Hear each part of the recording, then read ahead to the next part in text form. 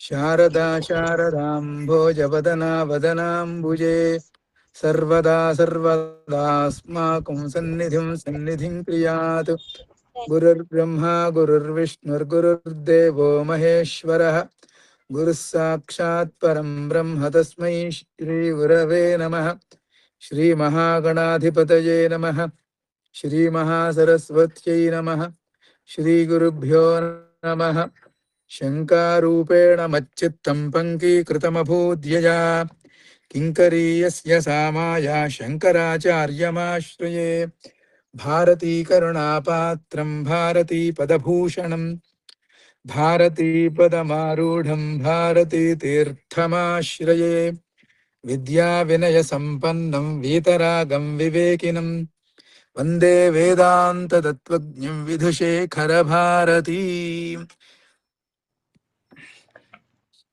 రామాయ నమః. రామాయ నమః. రామాయ నమః. రామాయ నమః. శ్రీరామ జయం. శ్రీరామ జయం. శ్రీరామ జయం. శ్రీరామ జయం. శ్రీరామ జయం. శ్రీరామ జయం.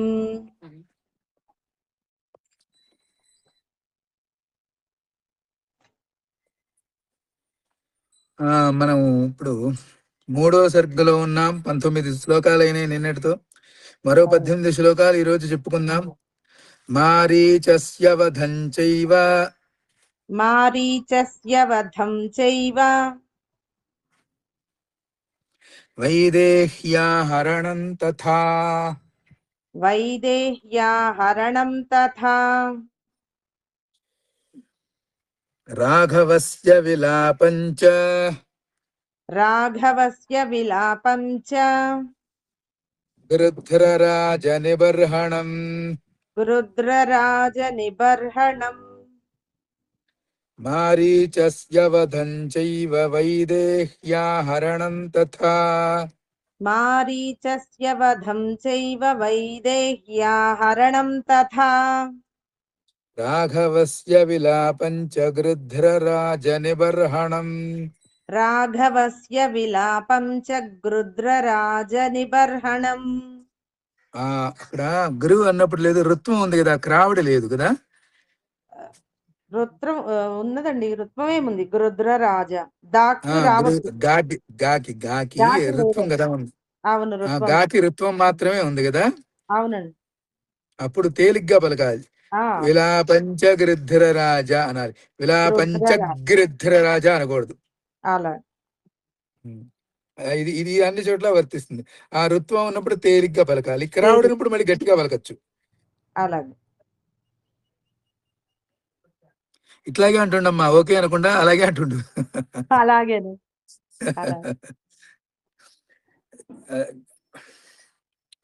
మారీచస్య వధం చైవ వైదేహ్యా హరణం తథా. రాఘవస్య విలాపం చ గృధ్రరాజ నిబర్హణం. మారీచస్య వధం చైవ వైదేహ్యా హరణం తథా. రాఘవస్య విలాపం చ గృధ్రరాజ నిబర్హణం. మారీచస్య వధం చైవ వైదేహ్యా హరణం తథా. రాఘవస్య విలాపం చ గృధ్రరాజ నిబర్హణం. మారీచస్య వధం చైవ వైదేహ్యా హరణం తథా. రాఘవస్య విలాపం చ గృధ్రరాజ నిబర్హణం. మారీచస్య వధం చైవ వైదేహ్యా హరణం తథా. రాఘవస్య విలాపం చ గృధ్రరాజ నిబర్హణం. మారీచస్య వధం చైవ వైదేహ్యా హరణం తథా. రాఘవస్య విలాపం చ గృధ్రరాజ నిబర్హణం. బాగుందమ్మా. అది అప్పుడు ఒక యుద్ధ విద్యలో బాగా ఆరితేరినటువంటి ఒక ఆయన, ఒక యోధుడు అన్నమాట. ఆయన చాలా ప్రపంచ ప్రసిద్ధి కూడా చెందాడు. చైనా వాడు అనమాట ఆయన. ఆయన అన్నాడు, నేను దాదాపుగా అందరినీ కూడా నేను జయించే ప్రయత్నం చేయగలనండి. ఆ నమ్మకం, విశ్వాసం నా మీద నాకున్నాయి. కానీ ఒక్కదాన్నే అమితంగా ఎక్కువగా సాధన చేసినటువంటి వాళ్ళని జయించడం చాలా కష్టం అండి అని అన్నారు. అంటే తపస్సు అనేది ఎంత ప్రధానమైందో మనకి తెలుస్తుంది ఇప్పుడు ఈ మాటను బట్టి. ఒక మంత్రం తీసుకుంటాం, ఆ మంత్రం లేదు, ఆ దేవత కనబడేదాకా చేస్తూనే ఉంటాం. ఇంట్లో పనులు ఉంటే లేదు, రోజు కొంచెమే చేస్తాం, కొంచెం ఎక్కువ రోజులు చేస్తాం, అంతే, తేడా ఏం లేదు. అన్నీ వదిలితే లేదు, ఇంకా ఎక్కువ సమయం కేటాయించవచ్చేమో. అలాగే ఇదంతా ఎందుకు చెప్తున్నా అంటే, నీ ఉచ్చారణ ఇంకా కొంతమంది ఉచ్చారణ కూడా చాలా బాగా మెరుగుపడింది. అదేంటి అనేది అంటారే, సాన పెట్టినట్లుగా మీ అందరూ కలిసి శ్లోకాలు బాగా చదివి చదివి చదివి చదివి చదివి చదివి ఈ చదవడమే కాకుండా ఇంకోళ్ళకి కూడా చెప్పడం చేయడం చేత అక్షర ఉచ్చారణ చాలా బాగా మారింది. నాకు చాలా సంతోషం కలిగి చెప్తున్నానమ్మా. ఇంకా కొంతమంది ఉన్నారు, వాళ్ళు కూడా అట్లాగే పలికారు చక్కగా. కృతజ్ఞతలండి. అంటే ఆ తపస్సు అనేటువంటిది అంత శక్తిని, అంత మార్పు తీసుకొస్తుందనే విషయాన్ని అందరూ గ్రహించండి. అంతా మీ ఇదిలోనేనండి, ఈ సంతోషం సాంగత్యంలోనే మీరు నేర్పబట్టే అలా మాకు వచ్చినాయి. అలా సంతోషం తల్లి, సంతోషం. కబంధద నిన్న 19వ శ్లోకం. అదే అదే అదే నిన్న 19వ దానికి కూడా చెప్పాలి. శూర్పణఖతో సంవాదం, ఆవిడ ముక్కు చెవులను ఖండించడం, రాముడు ఖరదూషణ త్రిశిరులను సంహరించడం, రావణుడు మారీచుడితో కూడి పంచవడి చేరడం, శ్రీరాముడిచే మారీచ సంహారం, రావణుడిచే సీతాపహరణం, శ్రీరాముడి సీతాదేవికి విలపించడం, జటాయు మరణం మొదలైన అంశాలన్నీ కూడా చెప్పబడ్డాయి. కబంధ దర్శనం చైవ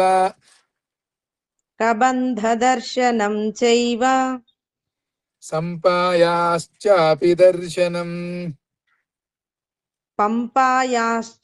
దర్శనం పంపానుందండి, సంపా కదా, కాదు కాదు, ఇక్కడ పంపా తీరం చేరడం అనే ఉంది కాబట్టి మనం పంపానే అనుకుందాం, అలానే అనుకుందాం. కబంధ దర్శనం చైవ పంపాయాశ్చాపి దర్శనం. కబంధ దర్శనం చైవ పంపాయాశ్చాపి దర్శనం. కబంధ దర్శనం చైవ పంపాయాశ్చాపి దర్శనం. కబంధ దర్శనం చైవ పంపాయాశ్చాపి దర్శనం.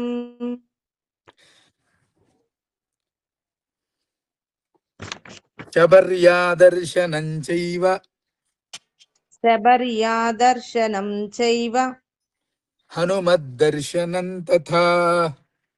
హనుమద్దర్శనం తథా. విలాపం చైవ సంపాయాం. విలాపం చైవ పంపాయాం. రాఘవస్య మహాత్మనః.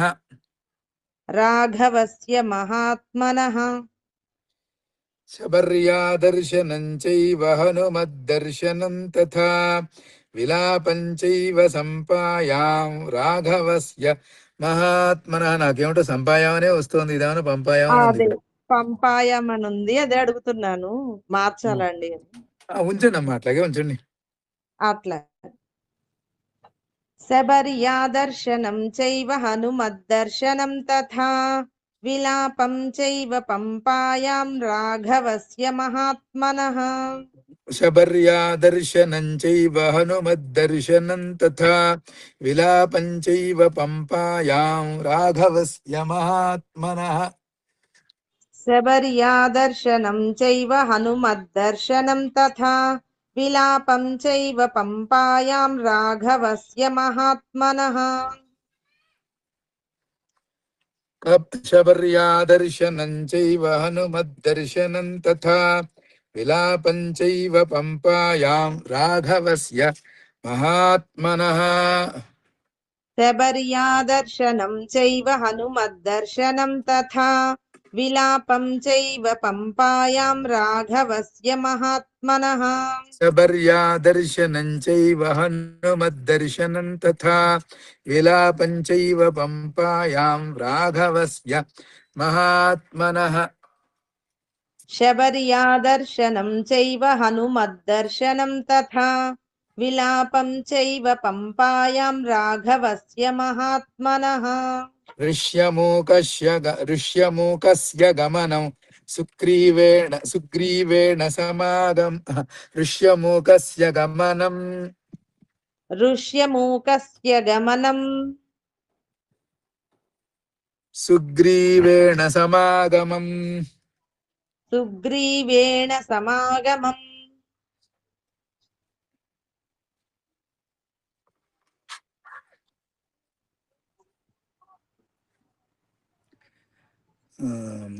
ప్రత్యయోత్పాదనం సఖ్యం ప్రత్యయోత్పాదనం సఖ్యం వాలి సుగ్రీవ నిగ్రహం. విగ్రహం అండి. వాలి సుగ్రీవ విగ్రహం అనే ఉంది మరి ఇక్కడ కదా. విగ్రహం అని ఉందండి. సరే కానీ ఋష్యమూకస్య గమనం సుగ్రీవేణ సమాగమం. ఋష్యమూకస్య గమనం సుగ్రీవేణ సమాగమం. ప్రత్యయోత్పాదనం సఖ్యం వాలి సుగ్రీవ విగ్రహం. ప్రత్యయోత్పాదనం సఖ్యం వాలి సుగ్రీవ విగ్రహం. ఋష్యమూకస్య గమనం సుగ్రీవేణ సమాగమం ప్రత్యయోత్పాదనం సఖ్యం వాలి సుగ్రీవ విగ్రహం. ఋష్యమూకస్య గమనం సుగ్రీవేణ సమాగమం ప్రత్యయోత్పాదనం సఖ్యం వాలి సుగ్రీవ విగ్రహం. ఋష్యమూకస్య గమనం సుగ్రీవేణ సమాగమం ప్రత్యయోత్పాదనం సఖ్యం వాలి సుగ్రీవ విగ్రహం. ఋష్యమూకస్య గమనం సుగ్రీవేణ సమాగమం ప్రత్యయోత్పాదనం సఖ్యం వాలి సుగ్రీవ విగ్రహం. ఋష్యమూకస్య గమనం సుగ్రీవేణ సమాగమం ప్రత్యయోత్పాదనం సఖ్యం వాలి సుగ్రీవ విగ్రహం. ఋష్యమూకస్య గమనం సుగ్రీవేణ సమాగమం ప్రత్యయోత్పాదనం సఖ్యం వాలి సుగ్రీవ విగ్రహం.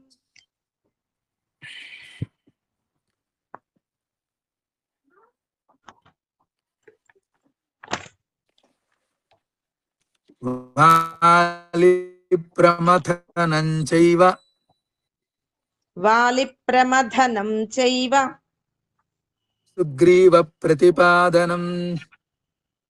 సుగ్రీవ ప్రతిపాదనం. తారా విలాపం సమయం తారా విలాపం సమయం వర్షరాత్ర నివాసనం. వర్షరాత్ర నివాసనం. వాలి ప్రమథనం చైవ సుగ్రీవ ప్రతిపాదనం. వాలి ప్రమథనం చైవ సుగ్రీవ ప్రతిపాదనం. తారా విలాపం సమయం వర్షరాత్ర నివాసనం. తారా విలాపం సమయం వర్షరాత్ర నివాసనం. వాలి ప్రమథనం చైవ సుగ్రీవ ప్రతిపాదనం. తారా విలాపం సమయం వర్షరాత్ర నివాసనం. వాలి ప్రమథనం చైవ సుగ్రీవ ప్రతిపాదనం. తారా విలాపం సమయం వర్షరాత్ర నివాసనం. వాలి ప్రమథనం చైవ సుగ్రీవ ప్రతిపాదనం. తారా విలాపం సమయం వర్షరాత్ర నివాసనం. వాలి ప్రమథనం చైవ సుగ్రీవ ప్రతిపాదనం. తారా విలాపం సమయం వర్షరాత్ర నివాసనం.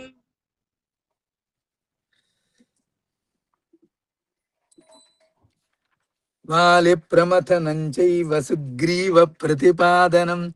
తారా విలాపం సమయం వర్షరాత్ర నివాసనం. వాలి ప్రమథనం చైవ సుగ్రీవ ప్రతిపాదనం తారా విలాపం సమయం వర్షరాత్ర నివాసనం. చైవ తర్వాత సూకి ఒత్తు లేదు కదా, గమనించాలి. లేదండి, సుగ్రీవ ఈ కబంధుడి అంటే ఒత్తు చెప్పేవాళ్ళు, అందుకని చెప్పాలి.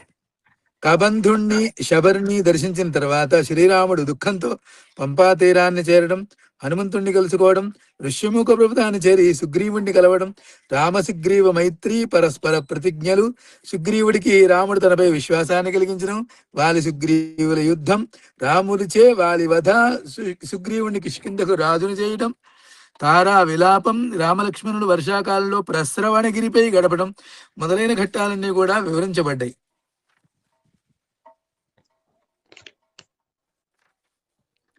కోపం రాఘవ సింహస్య బలానాముపసంగ్రహం. కలిపి చెప్పండి. బలానాముపసంగ్రహం దిశః ప్రస్థాపనం చైవ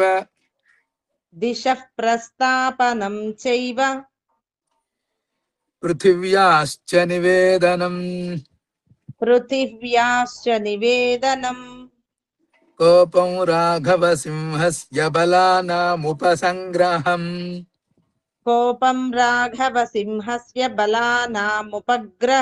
ముపసంగ్రహం.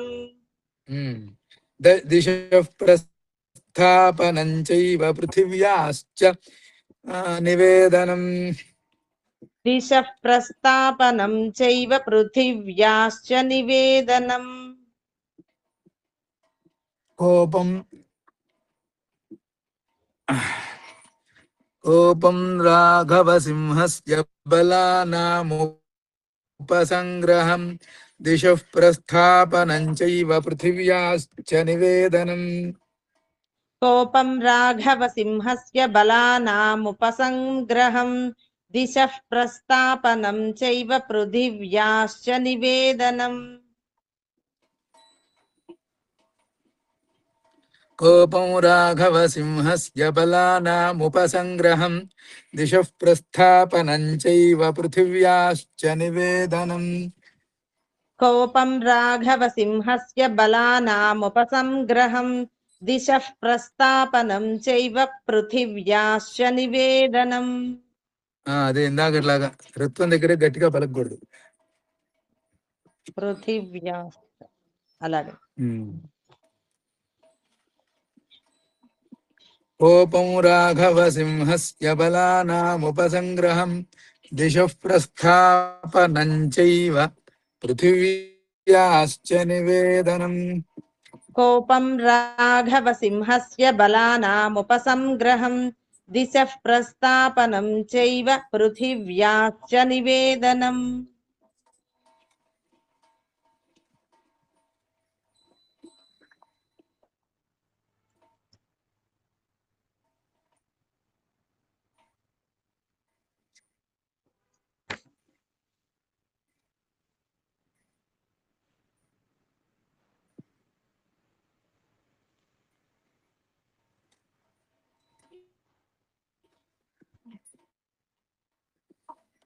కోపం రాఘవ సింహస్య బలానాముపసంగ్రహం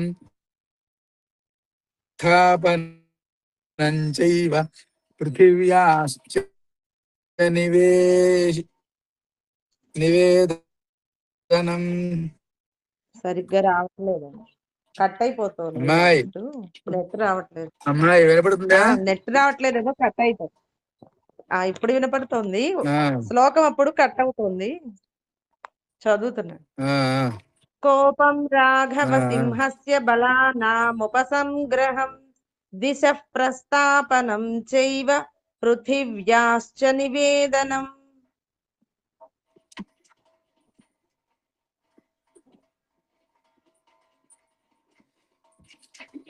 కోపం రాఘవ అయిపోయింది కదా. గురువుగారు అయిపోయింది. అంగుళీయకదానంచ అంగుళీయకదానం చ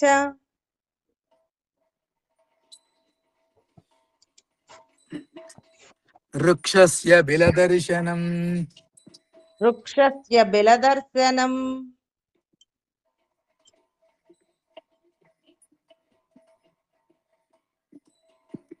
ప్రాయోపవేశనం చాపి ప్రాయోపవేశనం చాపి సంపాతేశ్చాపి దర్శనం.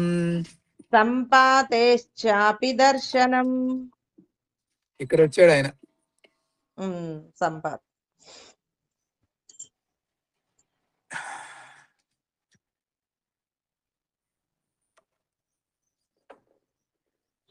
అంగుళీయకదానం చ వృక్షస్య బిలదర్శనం. అంగుళీయకదానం చ వృక్షస్య బిలదర్శనం.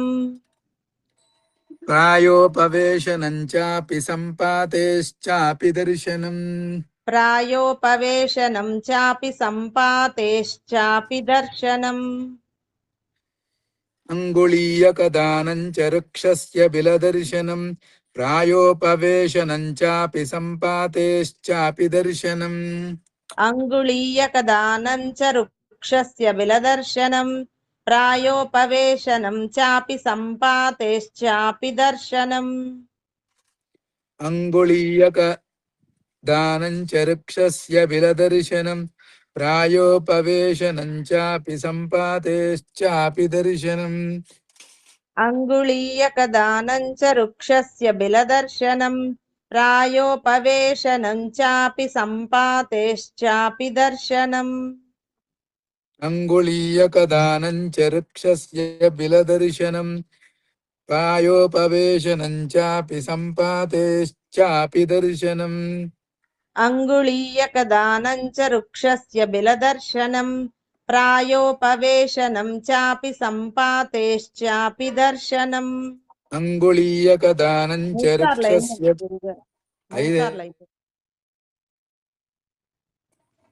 అయిందా? అయిపోయింది.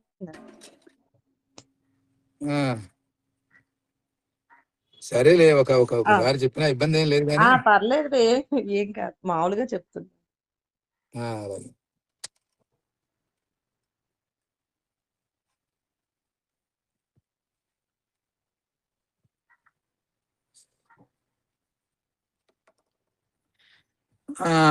సుగ్రీవుడి ఉపేక్షకు అంటే సుగ్రీవుడికి పట్టాభిషేకం చేసిన తర్వాత కొంచెం పట్టించుకోకుండా ఉండేటప్పటికి శ్రీరాముడికి కోపం వచ్చింది.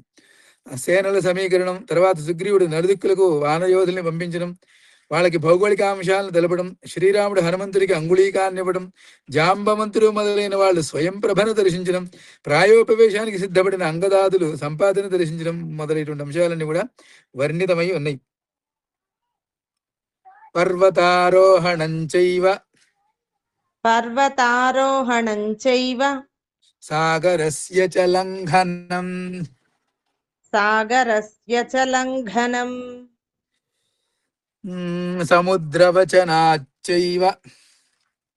సముద్రవచనాచ్చైవ మైనాకస్య చ దర్శనం.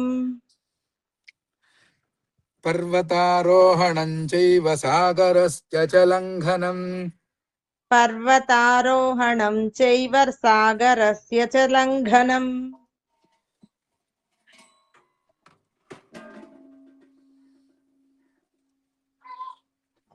నాయనా, నువ్వు ఇక్కడ కూర్చో, ఇక్కడ దీనికి అనుకొని కూర్చో బయట.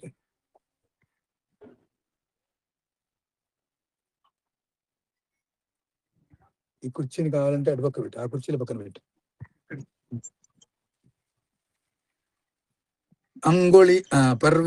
పర్వతారోహణం చైవ సాగరస్య చ లంఘనం సముద్రవచనాచ్చైవ మైనాకస్య చ దర్శనం.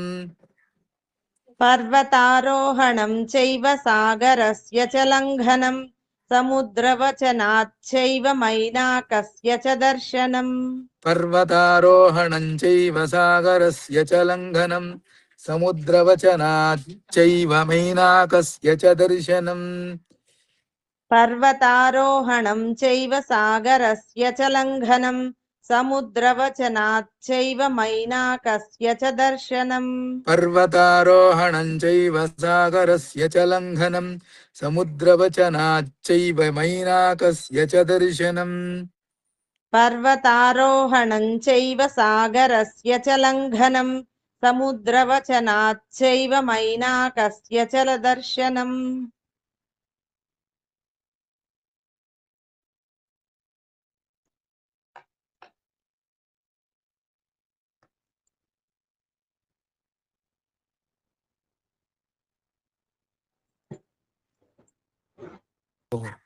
राक्षसीतर्जनं चैव राक्षसीतर्जनं चैव छायाग्राहस्य दर्शनम् छायाग्राहस्य दर्शनम् सिंहिकायाश्च निधनम् सिंहिकायाश्च निधनम् लङ्कामलयदर्शनम् लङ्कामलयदर्शनम् रात्रौ लङ्काप्रवेशं च रात्रौ लङ्काप्रवेशं च एकस्यापि विचिन्तनम् एकस्यापि विचिन्तनम्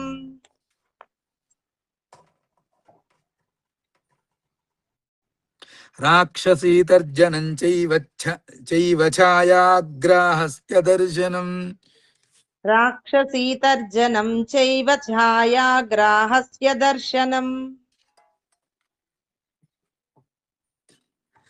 सिंहिकायाश्च निधनं लङ्कामलयदर्शनम् सिंहिकायाश्च निधनं लङ्कामलयदर्शनम् रात्रौ लङ्काप्रवेशं च एकस्यापि विचिन्तनम् रात्रौ लङ्काप्रवेशं च एकस्यापि विचिन्तनम् राक्षसीतर्जनं चैव छायाग्राहस्य दर्शनम् सिंहिकायाश्च निधनं लङ्कामलयदर्शनम् रात्रौ लङ्काप्रवेशं च एकस्यापि विचिन्तनम्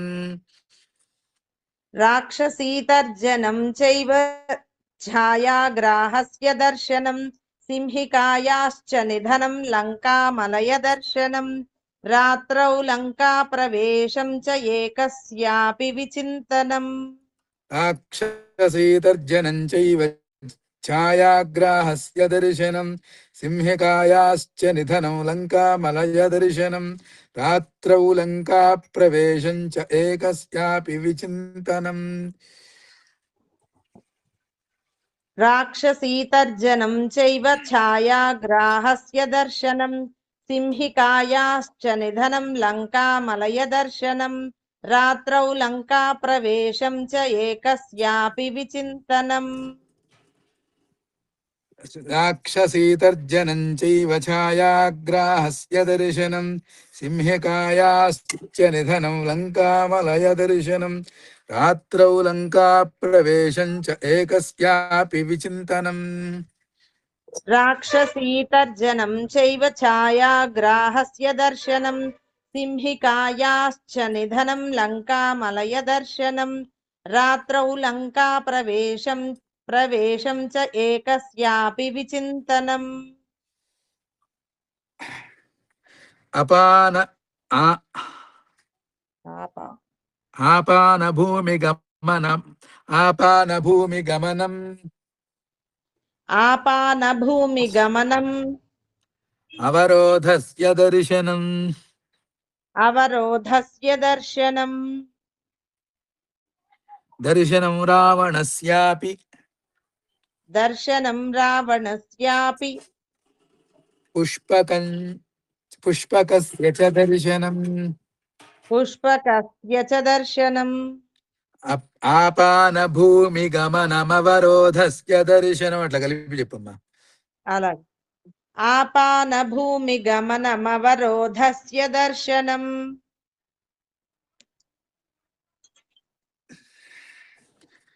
दर्शनं रावणस्यापि पुष्पकस्य च दर्शनम् दर्शनं रावणस्यापि पुष्पकस्य च दर्शनम्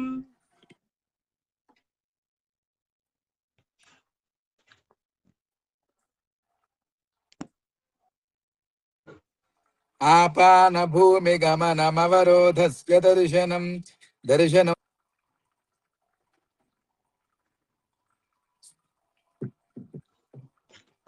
చెప్పమ్మా.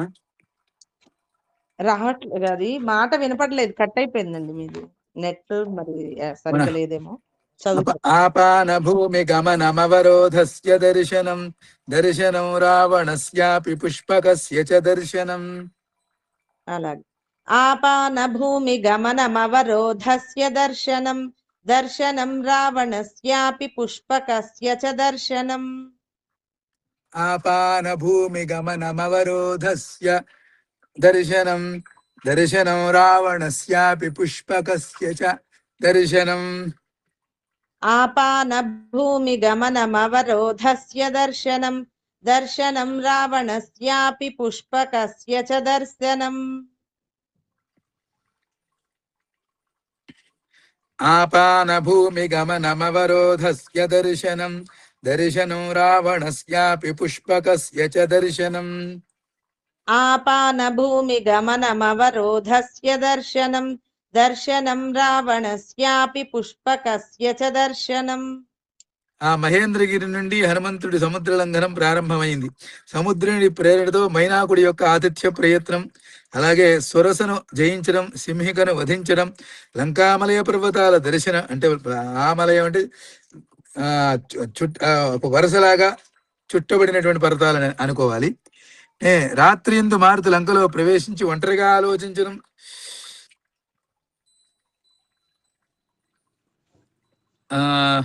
పానభూమిని అంతఃపురాన్ని గాలించడం, రావణుడిని దర్శించడం, పుష్పకాన్ని పరిశీలించడం మున్నగు ఘట్టాలు ఒక్కాణింపబడ్డాయి.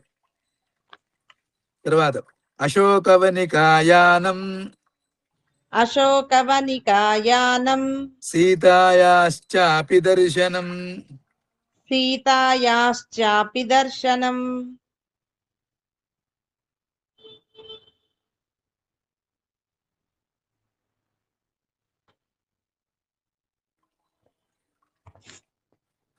అభిజ్ఞాన ప్రదానం చ అభిజ్ఞాన ప్రదానం చ సీతాయాశ్చాభిభాషణం సీతాయాశ్చాభిభాషణం.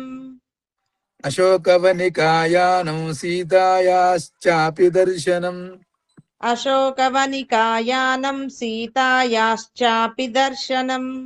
అభిజ్ఞాన ప్రదానం చ సీతాయాశ్చాభిభాషణం అభిజ్ఞాన ప్రదానం చ సీతాయాశ్చాభిభాషణం. అశోకవనికాయానం సీతాయాశ్చాపి దర్శనం అభిజ్ఞాన ప్రదానం చ సీతాయాశ్చాభిభాషణం. అశోకవనికాయానం సీతాయాశ్చాపి దర్శనం అభిజ్ఞాన ప్రదానం చ సీతాయాశ్చాభిభాషణం. అశోకవనికాయానం సీతాయాశ్చాపి దర్శనం అభిజ్ఞాన ప్రదానం చ సీతాయాశ్చాభిభాషణం. అశోకవనికాయానం సీతాయాశ్చాపి దర్శనం అభిజ్ఞాన ప్రదానం చ సీతాయాశ్చాభిభాషణం. అశోకవనికాయానం సీతాయాశ్చాపి దర్శనం అభిజ్ఞాన ప్రదానం చ సీతాయాశ్చాభిభాషణం.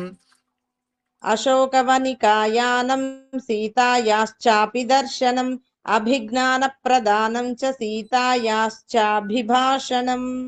రాక్షసీతర్జనం చైవ రాక్షసీతర్జనం చైవ త్రిజటా స్వప్నదర్శనం త్రిజటా స్వప్నదర్శనం.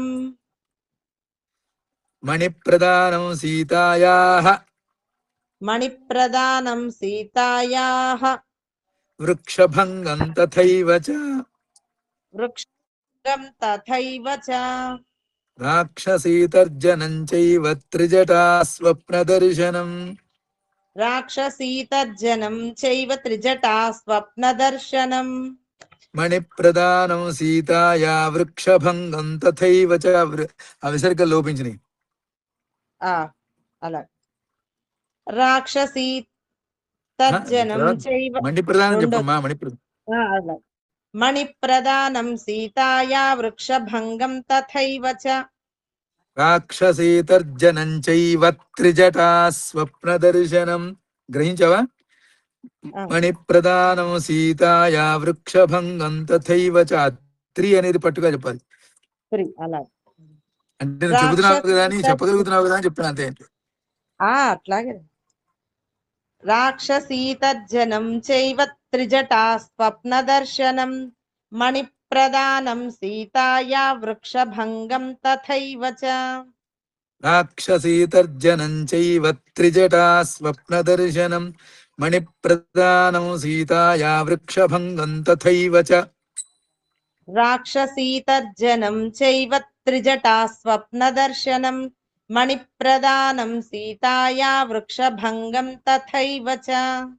రాక్షసీతర్జనం చైవ త్రిజటా స్వప్నదర్శనం మణిప్రదానం సీతాయా వృక్షభంగం తథైవ చ. రాక్షసీతర్జనం చైవ త్రిజటా స్వప్నదర్శనం మణిప్రదానం సీతాయా వృక్షభంగం తథైవ చ.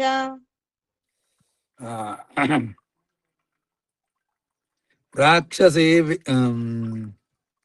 మారుతి అశోకవనాన్ని చేరడం, రావణుడు సీతను భయపెట్టడం, హనుమంతుడు సీతమ్మను దర్శించడం, ఆమెకు అంగుళీకాన్ని సమర్పించడం, ఆమెతో సంభాషించడం, రాక్షస స్త్రీలు సీతాదేవిని భయపెట్టడం, త్రిజటా స్వప్న వృత్తాంతం, సీతాదేవి చూడామణిని హనుమంతునికి ఇవ్వడం, మారుతి అశోకవనాన్ని ధ్వంసం చేయడం అనే విషయాలు వర్ణించబడ్డాయి. రాక్షసీ విద్రవం చైవ. రాక్షసీ విద్రవం చైవ కింకరాణాం నిబర్హణం. కింకరాణాం నిబర్హణం. గ్రహణం వాయుసూనోశ్చ. గ్రహణం వాయుసూనోశ్చ. లంకాదాహాభిగర్జనం.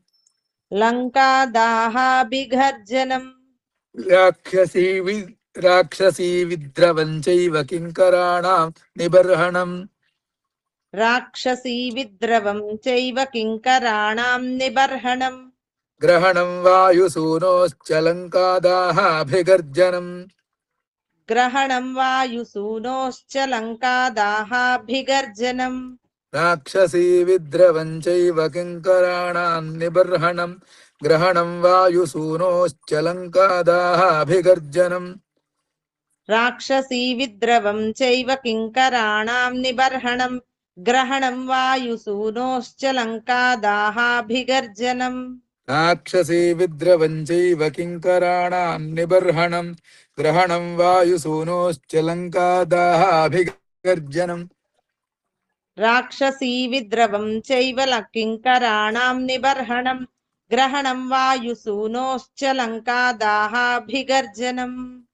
రాక్షసీ విద్రవం చైవ కింకరాణాం నిబర్హణం. గ్రహణం వాయుసూనోశ్చ లంకాదాహాభిగర్జనం. రాక్షసీ విద్రవం చైవ కింకరాణాం నిబర్హణం.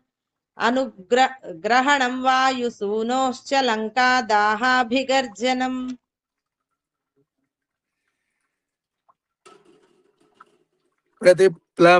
ప్రతిప్లవనమేవాథ. ప్రతిప్లవనమేవాథ. మధూనాం హరణం తథా. మధూనాం హరణం తథా. రాఘవాశ్వాసనం చాపి. రాఘవాశ్వాసనం చాపి. మణినిర్యాతనం తథా. మణినిర్యాతనం తథా. ప్రతిప్లవనమేవాథ మధూనాం హరణం తథా.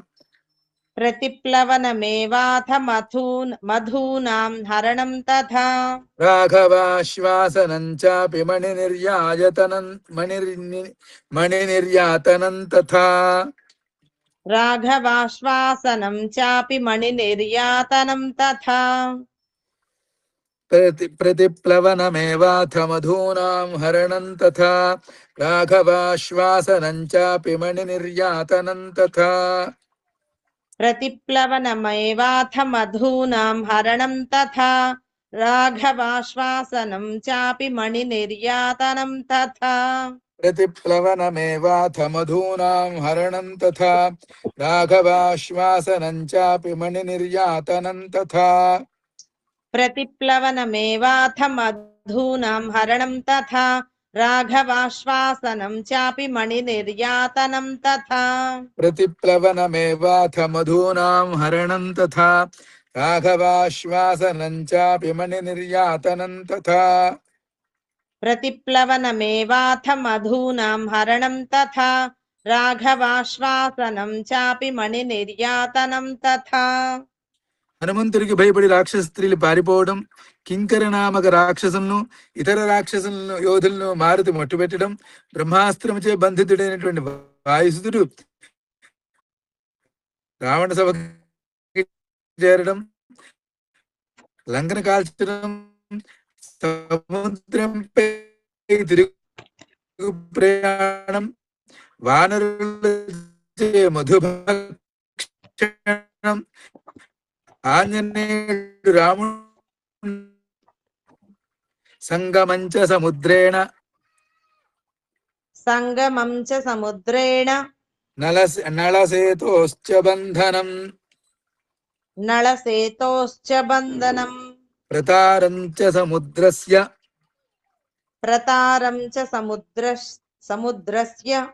రాత్రౌ లంకావరోధనం సంగమంచ సముద్రేణ నలసేతోశ్చ బంధనం ప్రతారం చ సముద్రస్య రాత్రౌ లంకావరోధనం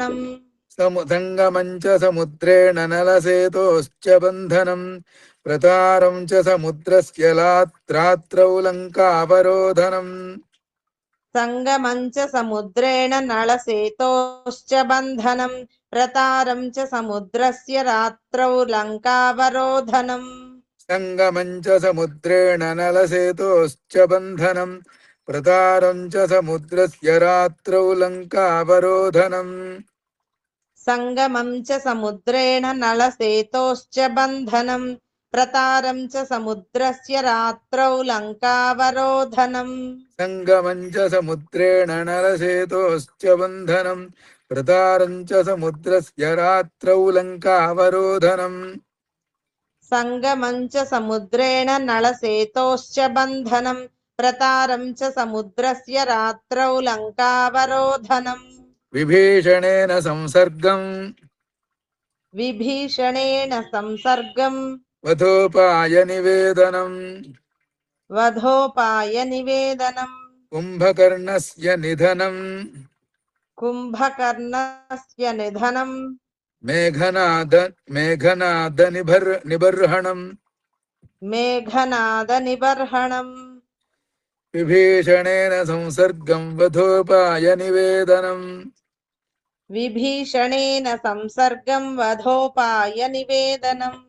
కుంభకర్ణస్య నిధనం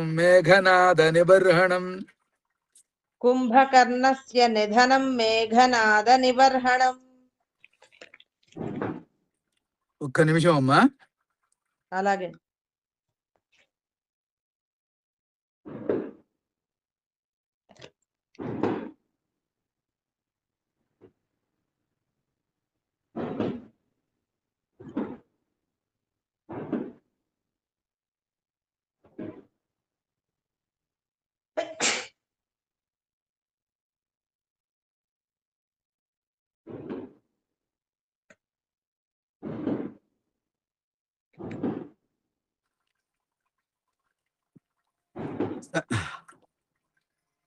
విభీషణేన సంసర్గం వధోపాయ నివేదనం కుంభకర్ణస్య నిధనం మేఘనాద నిబర్హణం విభీషణేన సంసర్గం వధోపాయ నివేదనం కుంభకర్ణస్య నిధనం మేఘనాద నిబర్హణం విభీషణేన సంసర్గం వధోపాయ నివేదనం కుంభకర్ణస్య నిధనం మేఘనాద నిబర్హణం విభీషణేన సంసర్గం వధోపాయ నివేదనం కుంభకర్ణస్య నిధనం మేఘనాద నిబర్హణం. శ్రీరాముడు సైన్యాలతో సముద్ర తీరాన్ని చేరడం, నలుడు సముద్రంపై సేతువును నిర్మించడం, సముద్రమును దాటి రాత్రివేళ లంకను ముట్టడించడం, విభీషణ శరణాగతి, రాక్షస యోధుల్ని వధించే ఉపాయాలని విభీషణుడు శ్రీరాముడికి తెలుపటం, కుంభకర్ణ మేఘనాదుల సంహారం మొదలైన విషయాలు కూడా వర్ణించబడ్డాయి. రావణస్య వినాశంచ రావణస్య వినాశం చ సీతావాప్తిమరేః పురే సీతా సీతావాప్తిమరేః పురే అంతేనమ్మా. విభీషణాభిషేకంచ విభీషణాభిషేకం చ పుష్పకస్య చ దర్శనం పుష్పకస్య చ దర్శనం రావణస్య వినాశం చ సీతావాప్తిమరేః పురే రావణస్య వినాశం చ సీతావాప్తిమరేః పురే మా వాప్తిమరే అని కలపడం. ఆ, విభీషణాభిషేకం చ పుష్పకస్య చ దర్శనం విభీషణాభిషేకం చ పుష్పకస్య చ దర్శనం రావణస్య వినాశం చ సీతావాప్తిమరేః పురే విభీషణాభిషేకం చ పుష్పకస్య చ దర్శనం రావణస్య వినాశం చ సీతావాప్తిమరేః పురే విభీషణాభిషేకం చ పుష్పకస్య చ దర్శనం రావణస్య వినాశం చ సీతావాప్తిమరేః పురే విభీషణాభిషేకం చ పుష్పకస్య చ దర్శనం రావణస్య వినాశం చ సీతావాప్తిమరేః పురే విభీషణాభిషేకం చ పుష్పకస్య చ దర్శనం రావణస్య వినాశం చ సీతావాప్తిమరేః పురే విభీషణాభిషేకం చ పుష్పకస్య చ దర్శనం రావణస్య వినాశం చ సీతావాప్తిమరేః పురే విభీషణాభిషేకం చ పుష్పకస్య చ దర్శనం రావణ అయోధ్యాయాశ్చ గమనం అయోధ్యాయాశ్చ గమనం భరతేన సమాగమం భరతేన సమాగమం రామాభిషేకాభ్యుదయం రామాభిషేకాభ్యుదయం సర్వసైన్య విసర్జనం సర్వసైన్య విసర్జనం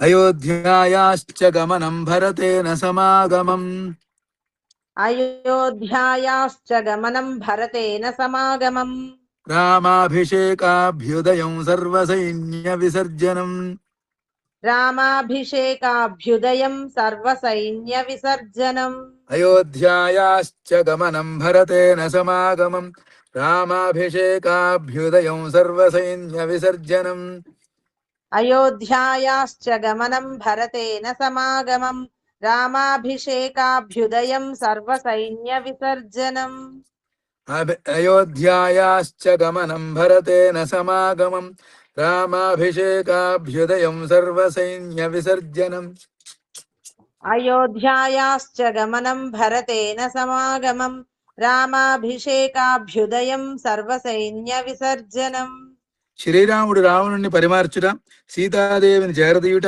విభీషణుణ్ణి లంకాధిపతిని చేయుట, పుష్పకాన్ని అధిరోహించుట, విమానంపై అయోధ్యకు బయలుదేరుట, భరతుణ్ణి కలియుట, శ్రీరాముడు రాజ్యాభిషిక్తుడగుట,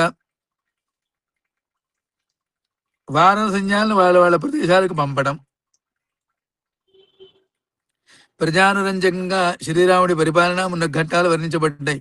ఇంతవరకు గల రామాయణ కావ్య విశేషాలన్నీ కూడా 6 కాండాలుగా వాల్మీకి మునిచే రచింపబడ్డాయి. సీతాపరిత్యాగం తదనంతర ఘట్టాలను పూజనేని వాల్మీకి మహర్షి ఉత్తరకాండలో వివరించాడు.